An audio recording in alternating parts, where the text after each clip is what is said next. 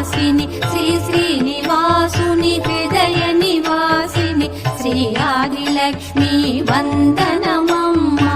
జయ జయ శ్రీ హరి హృదయ నివాసిని సుర నర మునీంద్ర వందిత జనని పంకజవాసిని మంజుల భాషిని శ్రీ మహాలక్ష్మి నమోస్తుతే.